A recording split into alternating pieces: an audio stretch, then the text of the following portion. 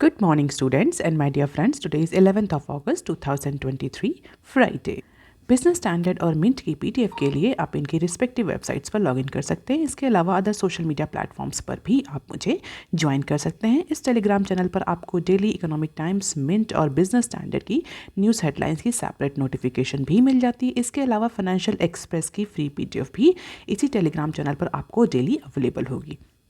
Recommended play speed है इस video की 1.25x। Thought of the day is there are no shortcuts to any place worth going. आज Mint ने approximately 11 important news headlines cover करी हैं अपने front page पे और बिजनेस स्टैंडर्ड की अप्रॉक्सीमेटली 17 इंपॉर्टेंट न्यूज़ हेडलाइंस हैं।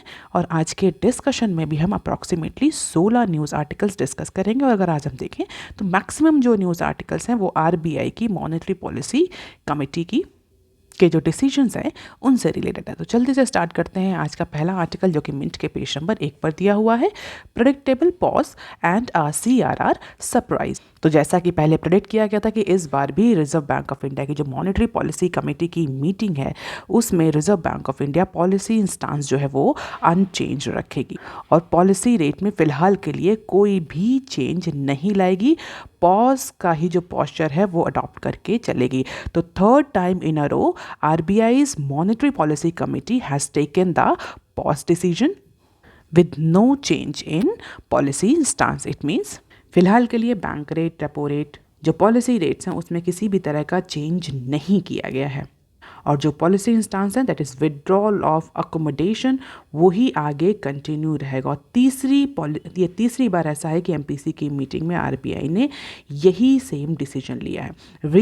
रीज़न वही है जो पिछली 2 मीटिंग में था, evolving inflation trajectory and adverse weather condition. तो एडवर्स वेदर कंडीशन मीन्स जिस तरह हमें मानसून को लेकर के बहुत ज़्यादा अनप्रडिक्टेबिलिटी देखने को मिल रही है, कुछ पार्ट एंड पार्सल्स में बाढ़ जैसी सिचुएशन आ रही है इंडिया की, जबकि कुछ जगहों पर सूखा पड़ रहा है जिसकी वजह से एग्रीकल्चर जो आउटपुट है वो इम्पैक्ट कर रहा है, रूरल इनकम जो है वो इम्पैक्ट कर रही है और इसी वजह से फ़िलहाल के लिए इन्फ्लेशन भी जो है वो हाई है। तो इन्फ्लेशन को देखते हुए, इन्फ्लेशन की ट्राजेक्टरी को देखते हुए रिजर्व बैंक ऑफ इंडिया की जो एमपीसी है उसने बोला है फ़िलहाल के लिए वॉच की सिचुएशन ही है, किस तरीके से इन्फ्लेशन मूव ऑन करेगी आगे आने वाले टाइम में, उसी के अकॉर्डिंग पॉलिसी रेट और इंस्टांस को चेंज किया जाएगा।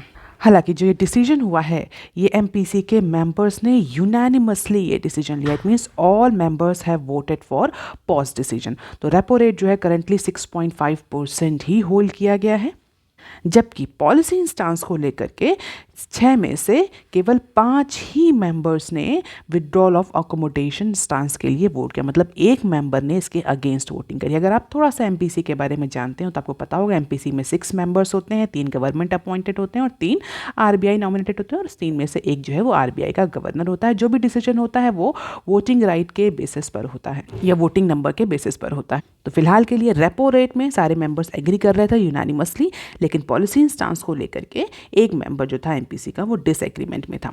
ये तो बात रही पॉलिसी स्टांस और पॉलिसी रेट की। लेकिन अगर हम बात करें incremental cash reserve ratio CRR ratio की बात करें, व्हाट इज़ दिस CRR, आप मुझे कमेंट सेक्शन में लिख करके बताइए। अगर आप किसी भी कॉम्पिटिटिव एग्जाम की तैयारी कर रहे हैं, चाहे वो आरबीआई का एग्जाम हो, चाहे वो किसी भी बैंक का एग्जाम हो, इवन चाहे यूपीएससी ही क्यों ना हो, आपको ये इंपॉर्टेंट टर्म ज़रूर पता होना चाहिए। तो फिलहाल के लिए जो पॉलिसी रेट और पॉलिसी इंस्टांस को लेकर के जो एमपीएससी ने डिसीजन लिए वो पहले ही प्रेडिक्ट किए जा चुके थे। कई सारे मिंट और बिजनेस स्टैंडर्ड के सर्वे में हमने ये प्रेडिक्शन ऑलरेडी डिस्कस किया था।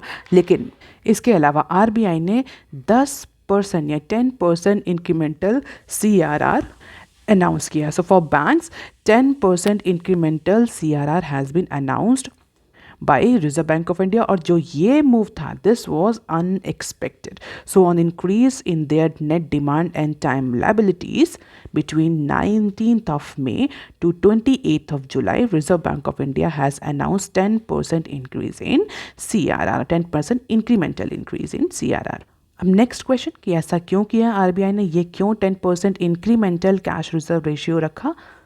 तो simple reason, to absorb the excess liquidity. 2000 के नोट के विड्रॉल के बाद जो बैंक्स में एक्सेस लिक्विडिटी पड़ी हुई है, जो लिक्विडिटी ओवरहैंग देखने को मिल रहा है, उस लिक्विडिटी को एब्जॉर्ब करने के लिए ये 10% इंक्रीमेंटल कैश रिजर्व रेशियो का अनाउंसमेंट कल आरबीआई ने किया। हालांकि जो अगर इंक्रीमेंटल सीआरआर की बात करें तो ऐसा नहीं कि पहली बार आरबीआई ने इस तरह का कोई मेजर अनाउंस किया। इससे पहले भी कई बार अगर हम देखें तो आरबीआई जो है वो इंक्रीमेंटल सीआरआर का अनाउंसमेंट कर चुकी है। इससे पहले 2016 में किया था, नवंबर 26 से लेकर के 10 दिसंबर 2016 के बीच में 100% इंक्रीमेंटल सीआरआर का अनाउंसमेंट किया था रिजर्व बैंक ऑफ इंडिया ने। क्यों किया था इस ड्यूरेशन में, आप मुझे कमेंट सेक्शन में लेकर के बताइए। 2016 में ऐसा क्या हुआ था इस ड्यूरेशन में जब आरबीआई ने 100% इंक्रीमेंटल सीआरआर का अनाउंसमेंट किया था। तो फिलहाल के लिए इस बार 10% किया गया और इसका जो इम्पैक्ट पड़ेगा आरबीआई के अकॉर्डिंग वो ये होगा कि अप्रॉक्सीमेटली ₹10 ट्रिलियन की जो लिक्विडिटी है मार्केट से वो सक आउट हो जाएगी। और टोटल लिक्विडिटी अभी फिलहाल के लिए एज ऑफ नाउ 8 अगस्त तक कितनी लिक्विडिटी थी बैंकिंग सिस्टम में? अप्रॉक्सीमेटली 3.5 ट्रिलियन की टोटल लिक्विडिटी थी। तो लिक्विडिटी, एक्सेस लिक्विडिटी को एब्जॉर्ब करने के लिए, जिसकी वजह से फाइनेंशियल स्टेबिलिटी और प्राइस जो है वो इम्पैक्ट करे, तो desirable interest of price and financial stability, reserve Bank of India has announced 10% incremental CRR, and that was a surprise move as per the expert. So this is RBI's MPC cited CPI inflation projection for financial year 24. तो फरवरी, अप्रैल, जून और अगस्त के projections हैं और उन्हीं के basis पर RBI की MPC ने जो भी डिसीजन लिए हैं वो बेस्ड है। अब देख लेते हैं article number 2 that is given on page number 1 of Mint paper. Sitharaman vows action to tackle food inflation concern. तो अपनी पार्लियामेंट की स्पीच में जो हमारी फाइनेंस मिनिस्टर हैं उन्होंने इस बात का अश्योरेंस दिया कि जिस तरीके से फूड इन्फ्लेशन स्पेशली फ्रूट्स और वेजिटेबल सेगमेंट में, सीरियल्स में हमें इन्फ्लेशन देखने को मिल रही है, उसको कंट्रोल करने के लिए गवर्नमेंट जो है वो सब्सटेंशियल एफर्ट्स ले रही है और उनका इम्पैक्ट आगे आने वाले टाइम में देखने को भी मिलेगा। तो इंडिया की जो प्रॉमिसिंग इकोनॉमिक प्रॉस्पेक्ट्स हैं उसको अचीव करने के लिए जो चैलेंजेस खड़े, उसमें सबसे इंपॉर्टेंट चैलेंजेस है हाई इन्फ्लेशन। तो हाई इन्फ्लेशन एक बहुत इंपॉर्टेंट चैलेंज है जो इंडिया के प्रॉमिसिंग इकोनॉमिक प्रॉस्पेक्ट के लिए एक बहुत बड़ा हर्डल है। इसके अलावा जिस तरीके से वेस्टर्न कंट्रीज़ में हमें स्लो इकोनॉमिक ग्रोथ और रिसेशन की सिचुएशन देखने को मिल रही है, जिस तरीके से चाइना अपनी कंज्यूमर डिमांड को स्टेबलाइज करने के लिए एफर्ट्स डाला है, इन सब का इम्पैक्ट भी हमें इंडिया पर देखने को मिल रहा है। हालांकि इन सारे नेगेटिव इम्पैक्ट के बीच में इंडिया का जो इकोनॉमिक प्रॉस्पेक्ट्स है वो ज़्यादा प्रॉमिसिंग है, ज़्यादा ग्रोइंग है, ऐसा उन्होंने अपनी स्पीच में कहा। तो बेसिकली जो नो कॉन्फिडेंस मोशन मूव किया था ऑपोजिशन में, उसके अगेंस्ट हमारे जो फाइनेंस मिनिस्टर हैं उन्होंने करंट गवर्नमेंट की जो इकोनॉमिक पॉलिसीज़ हैं उसके बारे में बताया और ये भी बताया कि किस तरीके से इन्फ्लेशन को टारगेट किया जा रहा है, किस तरीके से सब्सटेंशियल एफर्ट्स जो है वो गवर्नमेंट ले रही है in order to cool down the inflation, more specifically food inflation. अब देख लेते हैं some short news articles from Mint. NCLT okays $10 billion Zee Sony mega merger. So finally NCLT ने अप्रूवल दे दिया है जील को और सोनी को मर्ज होने का। तो रेगुलेटरी अप्रूवल को लेकर के जो भी हर्डल्स थे वो अब फिलहाल के लिए ओवरकम होते हुए दिख रहे हैं। अगर आपको याद हो तो 2 साल पहले ये मर्जर अनाउंस किया गया था। हालांकि इस मर्जर के अगेंस्ट जितने भी लेंडर्स हैं, कौन कौन से, Axis finance, JC flower, IDBI bank, Imex corporation, IDBI trustee, ये सारे एनसीएलटी कहते हैं और उन्होंने बोला था कि इस मर्जर पर रोक लगनी चाहिए। फिलहाल के लिए एनसीएलटी मुंबई की जो बेंच है उसने इस मर्जर को अप्रूवल दे दिया। तो $10 बिलियन का जो मेगा मर्जर है वो अब हो जाएगा। दिसंबर 2021 में ये मर्जर अनाउंस किया गया था। Here, Sony will hold approximately 50.86% stake in merged entity, whereas Zeal will hold approximately 45.1% stake, and the promoters of Zeal will own approximately 3.99% stake after post merger. तो ये शेयर का डिस्ट्रीब्यूशन होगा। फिलहाल के लिए लेंडर्स ने जो केस किया था उसको जील और सोनी ने जीत लिया है। अब देख लेते हैं next clip. Maharaja steps back as Air India takes flight with the Vista logo. तो टाटा ग्रुप ओन जो एयर इंडिया कंपनी है उसने अपना नया लोगो अनाउंस किया है। So Tata group has unveiled a logo and aircraft livery for to create a new brand image. तो Air India की जो ब्रांड इमेज है, या हम बोलते हैं थोड़ा सा जिस तरीके से एयर इंडिया को देखा जाता है, उस ट्रेडिशनल नोशन से हट करके टाटा ने एयर इंडिया को नया लोगो दिया है, the Vista logo. And this new logo, the Vista, draw the inspiration from the iconic Indian window design used by the erstwhile Air India।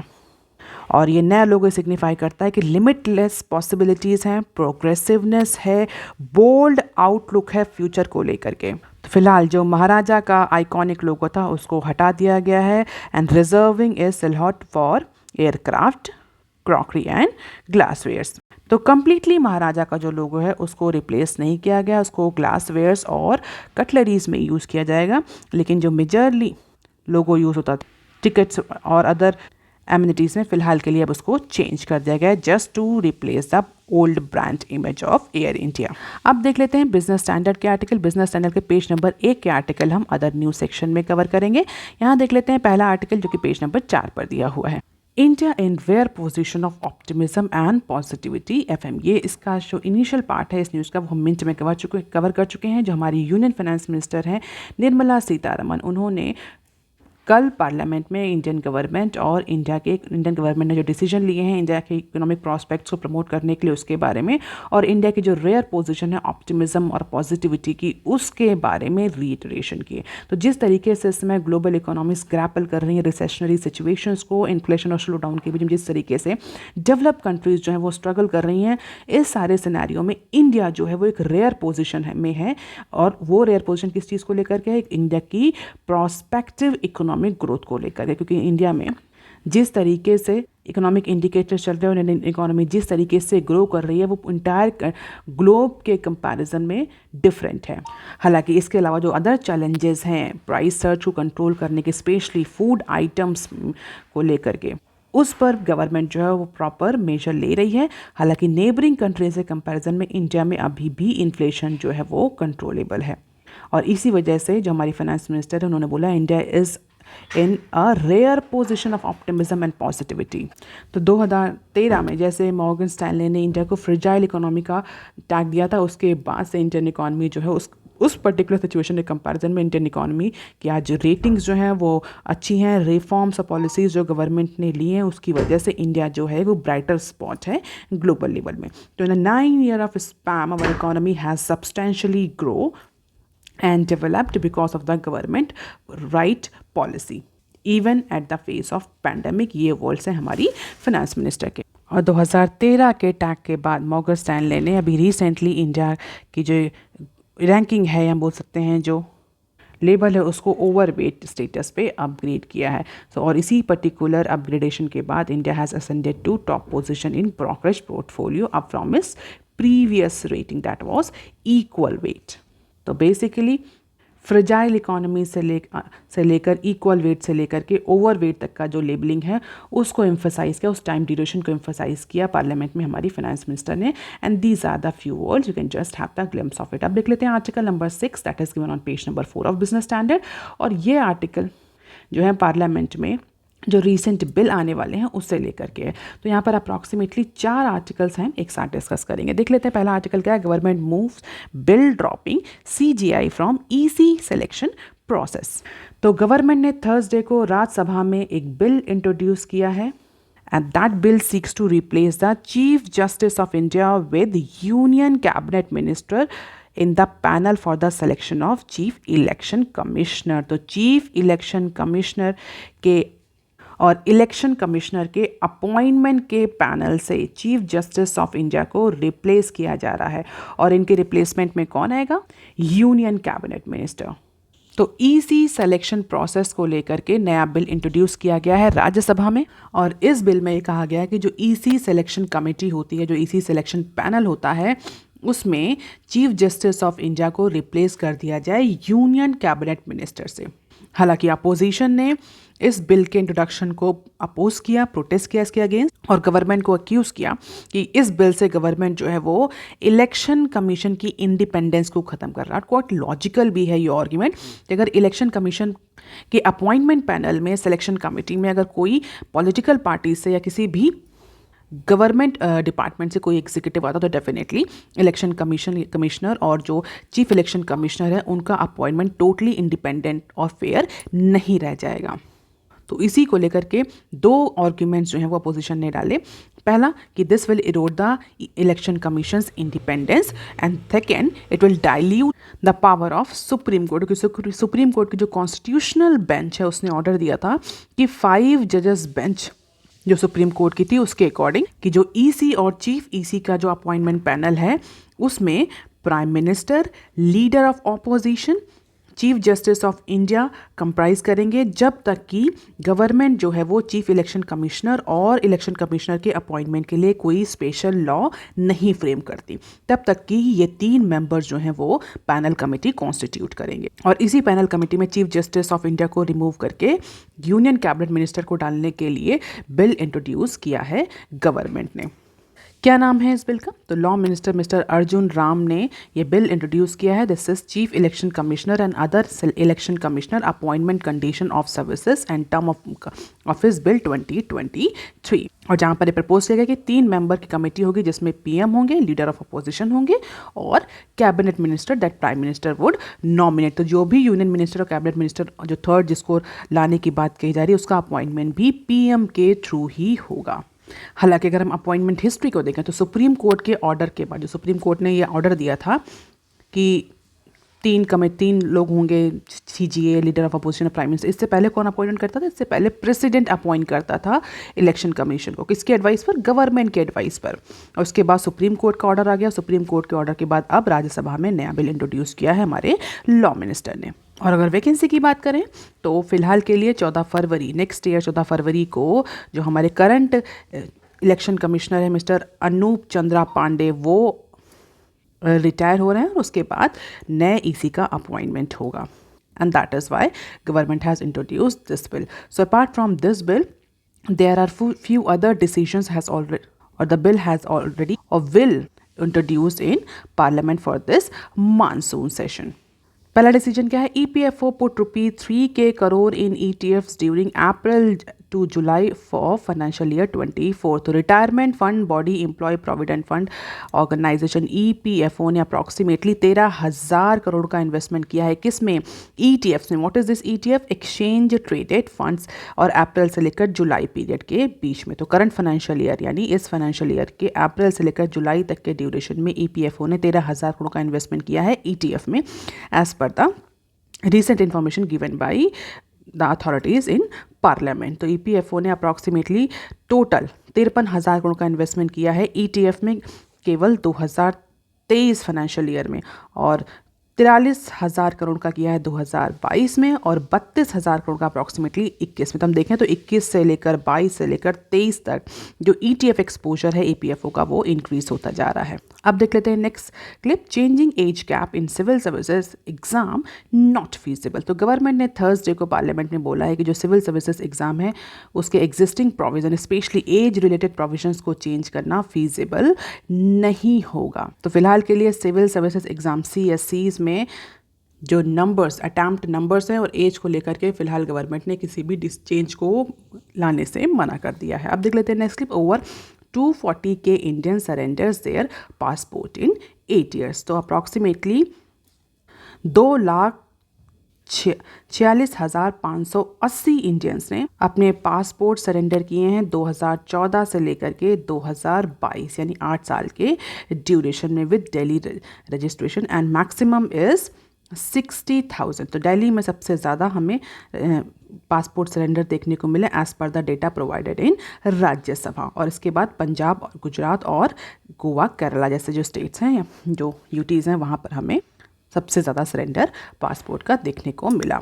अब देख लेते हैं नेक्स्ट क्लिप जो कि लॉ से ही रिलेटेड है। Panel for separate medical devices law. तो amid the tussle between the medical device makers lobby and the center, finally parliament standing committee or panel on health and family welfare has recommended having a separate law for medical devices। तो एक separate medical devices के लिए एक separate law और एक separate department बनाने की बात कही है पार्लियामेंट्री स्टैंडिंग कमेटी, क्योंकि अगर हम मेडिकल डिवाइसेस के करंट रेगुलेशंस को लेकर देखें तो मैं जो मेडिकल डिवाइसेस लॉबी है, जो कंपनीज हैं और गवर्नमेंट यानी सेंट्रल गवर्नमेंट के बीच में टसल चल रहा था, और उसी के ड्यूरेशन में, उसी के बीच में पार्लियामेंट्री स्टैंडिंग कमेटी को अपनी रिपोर्ट टेबल करनी थी। तो पार्लियामेंट्री स्टैंडिंग कमेटी ने अगस्त 4 को अपनी रिपोर्ट जो है वो हाउस में सबमिट करी, और उसने क्लियरली बोला है, instead of bringing the combined legislation for drug and medical devices and cosmetics, the government should try to bring the separate law for devices, और उसके लिए एक सेपरेट नया डिपार्टमेंट भी हेल्थ मिनिस्ट्री के अंडर में कॉन्स्टिट्यूट किया जाए। तो ये तो पार्लियामेंट्री स्टैंडिंग पैनल की अपनी सजेशंस हैं। इसका इम्प्लीमेंटेशन कितना होता है, लेट अस सी। अब देख लेते हैं नेक्स्ट क्लिप, आर्टिकल नंबर 11 जो कि पेज नंबर 6 पर दिया हुआ है। हालांकि इस पूरे आर्टिकल में, इस पूरे पेज में अगर हम देखें तो आरबीआई के जो डिसीजंस हैं एमपीसी के, उसी से रिलेटेड है न्यूज़। हालांकि हम सारी न्यूज़ को कवर नहीं करेंगे, एक इंपॉर्टेंट न्यूज़ है जिसको हम कवर कर लेते हैं। आरबीआई में seek comfort in INR 1 trillion excess fund. तो market participants are expecting RBI to obtain a sense of ease when liquidity surplus comes down to 1 trillion। तभी जो रिसेंटली 10% इंक्रीमेंटल CRR का डिसीजन लिया है, उसके बाद ये एंटिसिपेट किया जा रहा है कि जो लिक्विडिटी है मार्केट में, बैंक्स के पास जो एक्सेस लिक्विडिटी है वो एब्जॉर्ब होगी। तो उसी के बाद जो मार्केट पार्टिसिपेंट्स हैं वो रिजर्व बैंक ऑफ इंडिया से एक सेंस ऑफ ईज ऑब्टेन करने के लिए एंटिसिपेट कर रहे हैं।